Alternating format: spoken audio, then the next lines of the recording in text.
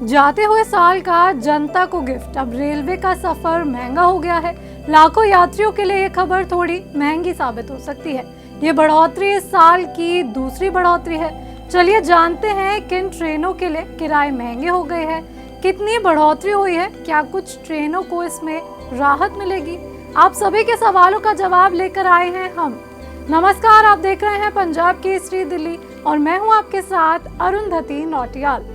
आज 26 दिसंबर 2025 है और भारतीय रेलवे ने आज से ट्रेनों के किराए में मामूली बढ़ोतरी कर दी है। यह साल की दूसरी बढ़ोतरी है। लाखों यात्रियों के लिए ये खबर थोड़ी महंगी साबित हो सकती है, खासकर वो लोग जो लंबी ट्रेनों में सफर करते हैं। लेकिन अच्छी बात यह है कि छोटी दूरी और लोकल ट्रेनों वाले यात्रियों को कोई असर नहीं पड़ेगा। चलिए आसान भाषा में समझते हैं क्या क्या बदलाव हुए हैं, किन ट्रेनों में बढ़ोतरी हुई है। राजधानी, शताब्दी, दुरतो, वंदे भारत, तेजस, हमसफर, गरीब रथ, जनशताब्दी।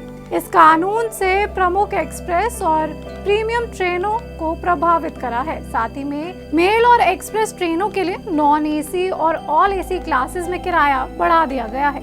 कितनी बढ़ोतरी हुई है, आइए ये भी जान लेते हैं। साधारण यानी जनरल और ऑर्डिनरी क्लास में 215 किलोमीटर से ज्यादा दूरी पर प्रति किलोमीटर सिर्फ 1 पैसा ज्यादा देना होगा।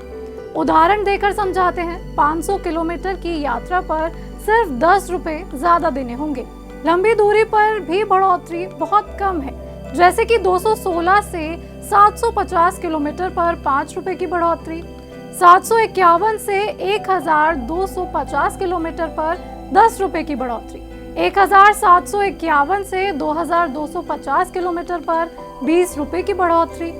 मेल एक्सप्रेस ट्रेनों की sleeper, AC 3 tier, AC 2 tier और एसी फर्स्ट क्लास में प्रति किलोमीटर 2 पैसे की बढ़ोतरी की गई है। अब बात कर लेते हैं किन ट्रेनों को राहत मिलने वाली है। लोकल ट्रेनें मंथली सीजन टिकट्स यानी मंथली पासेस जो लेते हैं और 215 किलोमीटर तक की साधारण क्लास यात्रा पर कोई बढ़ोतरी नहीं हुई है। लोकल ट्रेनें जैसे एसी मीमू और डीमू ट्रेनों में इसमें मुक्ति मिली है।